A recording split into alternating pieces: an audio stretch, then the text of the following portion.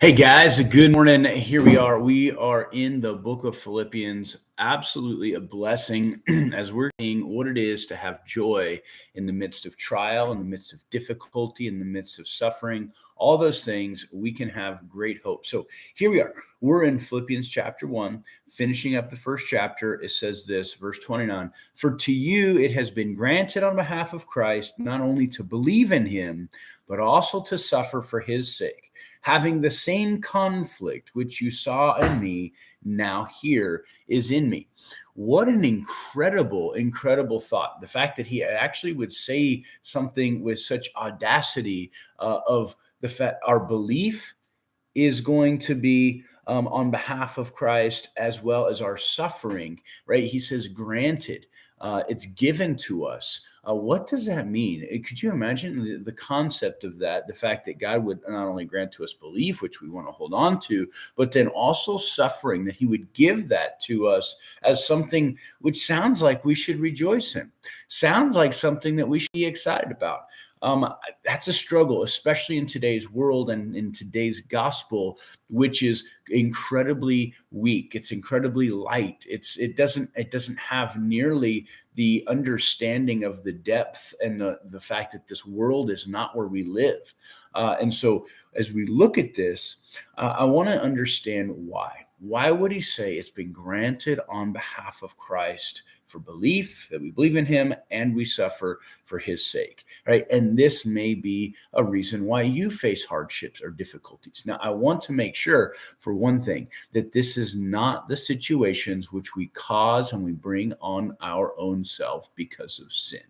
Okay, that is not something which we're going to be glorying in, we're going to be praising in, and it's something that we're going to ultimately face the consequences of. That's not the case. This is things that are completely outside, which are unfair, unmerited, unwarranted. Oh, just sounds just like grace, doesn't it? Yeah, they are. But it's in the reverse, the sufferings that we do for the sake of Christ. So what is it that makes it a blessing for it to be granted to us, for us to suffer for Jesus Christ? This is what it is, right? We see this word granted as a privilege, right? He went to the cross on behalf of us. He died. He gave up his life. He gave up everything that we could imagine, but not just that. He took on the wrath of, of, of God.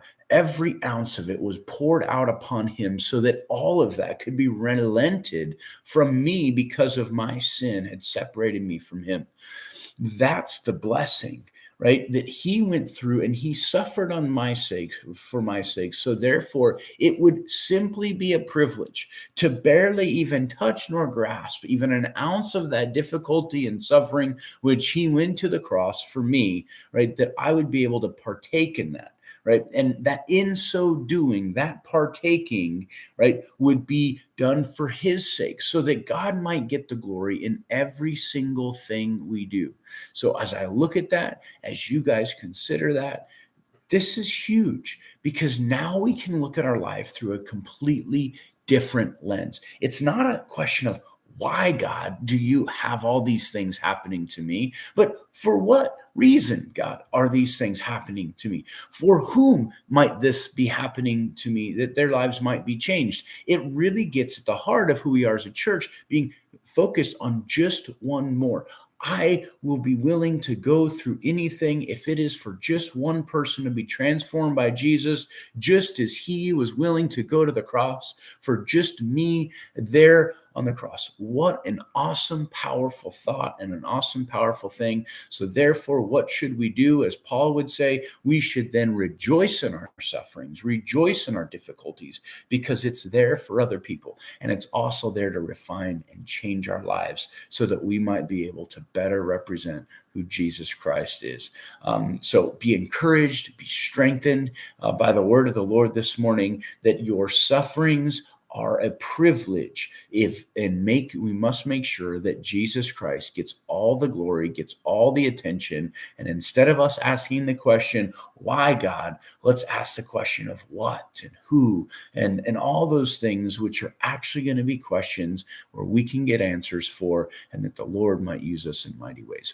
Love you guys. Be strengthened and encouraged in the Lord. Keep your eyes fixed on him, and we will see you tomorrow morning. God bless y'all.